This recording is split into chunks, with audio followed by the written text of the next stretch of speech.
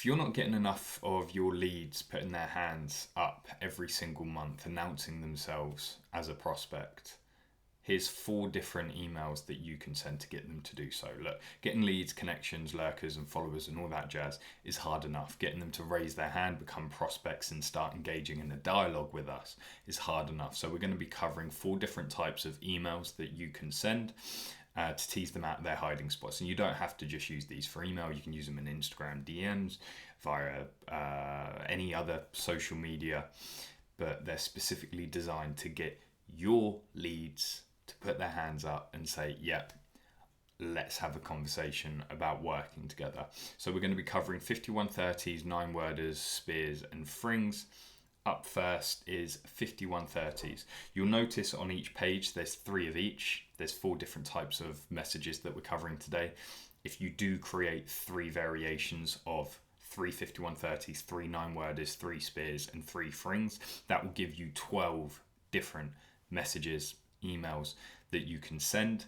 That's a quarter's worth of content. I recommend that you create that quarter's worth and then just put it on repeat, because people do forget. So yeah, we're going to be creating 3 months worth of shit basically and then put it on repeat. It saves that mental headache, and if you can automate this using ActiveCampaign or something similar, you don't even have to remember to send it. So up first is the 5130, first popularized by a man called Dean Jackson, I do believe, a very cool marketing guy. And it's very simple. It reads as follows. If you can just imagine, this is a line here. Here's the line, there you go. So we're working from top to bottom. Number 1, number 2, and number 3. You can follow along. So number 1, I'm looking for X. X is a number. So I'm looking for 5 more avatars, 1 person. So that's where the 5 comes from. So I'm looking for 5 more avatar. Your avatar is whatever it is to you. It can be single, lonely housewife. It can be frustrated business owner. It could be frustrated gym owner, fat, overweight, middle-aged man who can't get their leg over.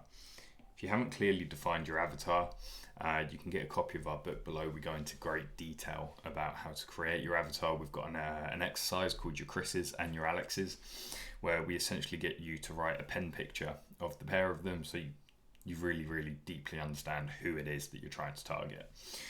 So I'm looking for 5, let's say, biz owners who want outcome. Outcome is the big thing that you promise. So for us, it will be to, make more sales at rates, fees, or prices that make it worth your while. And this is where the 1 comes from. 1 outcome, 1 thing, not and. I'm looking for 5 people, 5 business owners who want to increase their email open rates by 35%, something along those lines. Promise 1 outcome in time frame. Now, this is the fun part. You can say in the next 90 days, if that's how long it takes you to deliver the thing. It can be 30 days, or you can say before Christmas. So I'm looking for, 5 single mothers who want to discover how to save enough money to pay for presents before Christmas. That's the time frame.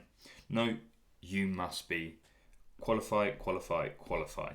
This is where you start pushing people away. So for us, it would be, I'm looking for 5 more business owners who want to sell their wares at rates, fees, or prices that make it worth their while in the next 90 days. No, you must be making at least 500k per month, have active leads that you're working, must be mentorable, coachable, and can have a laugh. Qualification. If that's you, call to action. Typically we say, reply to this email. If it's on social media, you can say, DM me the word email and I'll shoot you over the detail. It's quite that simple. If you go through this and you create 3 variations, so it doesn't have to be 5, it's a different number each time. Your avatar usually stays the same, but you can change up the flavor of it, frustrated business owner, busy business owner, that sort of thing. And then the outcome, you've probably got several outcomes that that you and your business produce. Choose the top three that have the biggest impact, that is the biggest draw to your leads, and use that as the variations in outcome.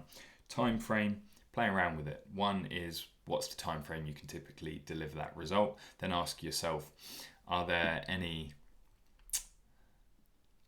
important deadlines within the industry that you're working in? Get your tax sorted before tax season even begins, that sort of deal. Your qualification criteria, you can have fun with this. You can have actual qualification criteria like, no, you must be taking 100 calls per month, you must be making at least 500 grand, or you can have fun with it, must be willing to have a laugh, can handle the truth, and are willing to knuckle down and do the work, that sort of thing. If that's you, call to action. Hit reply, send me a DM, whatever it is. Don't overthink that. Don't make it complex. Make it easy to respond to. Now, the reason this works so well is up here. Let's grab this. Up here in this part, we're only looking for a small amount of people. So there's an implied scarcity by asking, just by asking for that small amount. This works here because you're directly calling out exactly who you're after. If you ever come across a post like this and it's aimed at you, it's very difficult to ignore. I'm looking for 5 people just like you. You're like, well, it could be me. What's this about? You're then putting their dream outcome in front of them. So it's like, yeah, I want to be one of those 5 people. Yeah, I am that person. Yeah, I do want that outcome. And then by giving them the time frame, it increases the prospect's certainty and the perceived value of the work, because people always want things fast. And if you're saying you can do something within a time frame, it implies that you've got a tried and tested formula and system. And then by giving people a qualification criteria, this is polarization 101. If people fit that criteria, they feel special. And they're like, right, this is an angel sent from heaven. This really is for me. And as I said, don't overthink the call to action. Just make it easy. If you create 3 variations of these and you send 150, 130 a month, I guarantee you'll get more of your leads putting their hand up. This also works incredibly well on social media. We had an elite meeting, if you don't know what they are. It's our mastermind. We meet up in Cork in Ireland every quarter. And we had one of our guys who was a quantity surveyor. We had him post this on LinkedIn because he said leads were slowing down, prospects were slowing down a little bit. Within an hour, he had 10 people message him saying, yeah, give me the info, what's this all about? And by the end of the day, he had one 50 grand job closed. It was that simple, that bloody simple. So that's the 5130. Up next is the 9-word email, again, I think popularized by Dean Jackson. It's very simple. It doesn't have to be 9 words. It doesn't have to be 9 words. It's just a short, inoffensive email designed to get a reply by asking an easy question. We want these to be really easy to reply to and not too invasive. And when people do reply, and they will, we simply follow up by asking more questions that lead them to the slippery slope of the sale. So these are the 9-worders. If you send them by email, just have the subject line, subject, as their first name. Just have it as their first name. It's that simple. That's the subject line. And then the emails themselves read very simply. First name, no hey, no hi, no dear, just their first name. Are you still interested in outcome? One of the big outcomes that you promise. Remember that these are people that have opted in to hear from you on your mailing list and whatnot. They've typically opted in looking for a specific outcome. That's all you need to do. Are you interested in what's the big outcome you provide? Edit that, and then it's your name. No from, no regards, none of that shit. Just your name.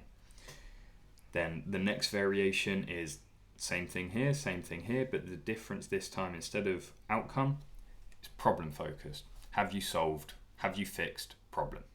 Very simple. And then the last one is just an inoffensive question. Come up with one of your own. It can be something along the lines of, how long have you been in business? It can be, how many staff do you have right now? What's your most popular product? Just ask them something very, very inoffensive to get them to reply. It's that simple. Again, if you create all three and send one of these a month, more and more people are going to be saying, no, I haven't fixed the problem. Which do you say? So what are you going to do about it? Outcome. Are you still interested? Yes, I'm still interested in getting this thing done. So what's holding you back? How can I make this easier for us? And then inoffensive question. This is just to start a dialogue. Yeah, the best prospects you'll ever have are those that are willing to engage in a dialogue. The worst prospects you'll ever have are the ones that fucking never respond, never reply, and can be really awkward and cagey. So we've covered 5130, covered 9-worders. Now we're covering the spears. And spears are a variation of the 9-worder. They're just a little bit more direct. They're still extremely short, but they make a direct offer for them to work with us. That's the difference between this and a 9-word email. Again, you have the first name and your name, very blunt, no regards, no dear, none of that jazz. And the subject line on these should be the sentence. So the subject line should directly mirror the offer to work with you that you've made inside the email. So you write this and then you copy and paste it into the subject line. So here's some variations, and you could probably pick these up and deploy them straight into your business today. Are you interested in working with me privately? We often get replies to this saying, yes, I'm just a little bit unsure about this, I'm a little bit unsure about that, to which we say, great, does it make sense for us? Would you be opposed to us hopping on a call together to figure out some of those details? They go, no, we book the call. Want to be my next case study client? This one gets loads and loads and loads of replies. Yes, I'd love that. Wonderful. When's the best time for us to set up a call so we can discuss the details? Booked. Then lastly, slight variation, and this is one to test to see which style works better. Do you want my hands-on help to outcome? The big dream outcome. Typically, the people that respond to this are jaded, they've been trying on their own, they're really struggling, they reply to this because they're fed up and they finally want your expert help. And then the variation on this is we add hit reply and let me know what you think.